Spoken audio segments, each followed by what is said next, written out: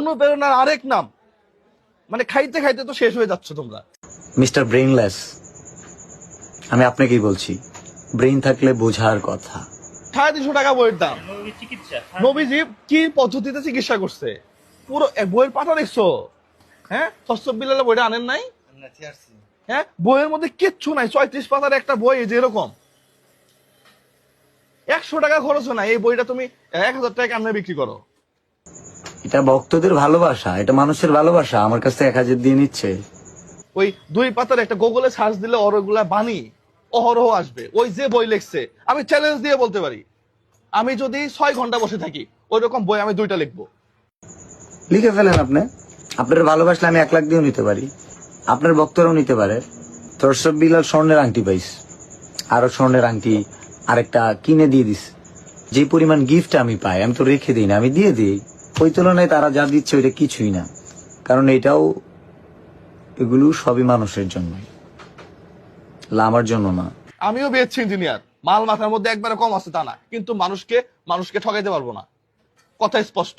ঘুমাইতেছি না, জলে ব্যবসাপাতি কম চলে, অনেকেরই লেগে যাচ্ছে। থরসব বিলাল আসলে কি একটা অবস্থা। আমার রেস্টুরেন্টে দম বিরিয়ানি 200 টাকা পাওয়া যায়, যেখানে খরচ আছে 180 টাকা। আমার রেস্টুরেন্টে আমি যে মাংস খাওয়াই, সাধারণ মানুষ যেগুলা মাংস কিনে নিয়ে আসে একবারে বড় গরুর, ওই মাংস দিয়ে কালা ভুনা করে খাওয়াই। একই খাবার 5 স্টারে গেলে আপনার প্রায় 600 টাকা লাগবে, আমার এখানে 250 টাকা দিয়ে খায়। আবার এখন থরসব বিলাল একটা ওয়েবসাইট খুলছে, thorsofbilalbrand.com, কি 100 টাকার বই 1000 টাকা বিক্রি করে ফেলতেছে। আর 500 টাকা কেজি গরু মাংস 600 টাকা কিনা আমরা বিক্রি করতে পারতেছি না, খাচ্ছে না। জলে কেন ভাই? অনেকেই তো ব্যবসা করে। 250 টাকা দিয়ে যে জায়গায় গরুর মাংস পাওয়া যায়, থরসব বিলাল 300 টাকা দিয়ে চা বিক্রি করে আসছে। এখন আমি যদি কই 5 স্টার হোটেলে গুলো 600 টাকা, আমার এখানে ওগুলো 100 টাকা, বেটা তুই 5 স্টার হোটেলে ব্যাস 5 স্টার একটা হোটেল দিলে 2 থেকে 300 কোটি টাকা লাগে। কেন রে ভাই, কি সমস্যা? ব্যবসা হয় না? আইডিয়া শেয়ার করবো।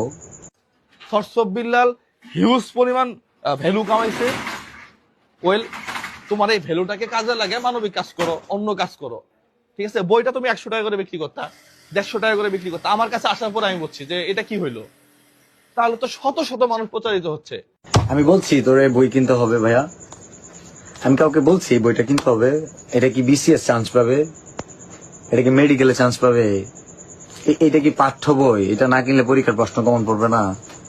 আমি এক থরসব বিল্লালকে খুশি করার জন্য চুপ করে থাকলাম, কিন্তু এই যে শত শত মানুষ প্রতারিত হচ্ছে, এটা তো আমার দায়বদ্ধতা আছে।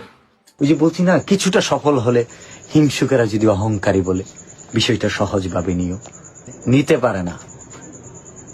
একটু ঘাটলে বোঝা যায় হজম শক্তি কম, প্রতিহিংসা পরায়ণ, অন্যের ভালো দেখতে পারে না, তারাই বলবে অহংকারী। লজ্জা লাগে। মানে মানুষের বয়স হইলে যথেষ্ট, একটা মানুষ যদি সিনিয়র থাকে, তার সিনিয়র একটা রোল থাকে, এটা প্লে করতে হয়। না না, 10 টাকা দিয়ে যেটা দিছে এর মধ্যে যত লেখা আছে, বিশ্বাস করো এতটুকু এর মধ্যে বেশি আছে, এটার মধ্যে বেশি আছে। যে বইয়ের দাম 10 টাকা, হ্যাঁ। আর ওই যে বাণীগুলা লিখছে আমি দেখাই, যে এইটুক করে বাণী, ওই যে গুগলে ট্রান্সলেট করে ভিতরে আবার দিয়ে দিছে যে ট্রান্সলেট অটো করা যায়। এখন আবার হাতে বই লিখছে 10,000 টাকা করে নাকি। এই বইটা পড়া অনেকে ভারতের অনেকে মুসলমান হইছে। হ্যাঁ, এগুলা ধোঁকাবাজি। 1 টাকার দেন মহর হয়, আবার 1 কোটি টাকার দেন মহর হয়, 100 টাকার বইও হয়। এই ছাগল, 12,000 টাকা বেতনে চাকরি করা ছেলেটা যখন মাসে 15 লক্ষ টাকা ইনকাম করে, ওইটা বেশি হয়ে গেছে মনে হয় না? যখন তার আর্নিং এর রেমিটেন্সি আসে 40-45 হাজার টাকা, যেই রেমিটেন্স, যার মাসিক ইনকামের রেমিটেন্সি 40-50 হাজার টাকা ব্যাংকে জমা হয়, এদেশে এই দেশে পায়, এই দেশে আসে রেমিটেন্স।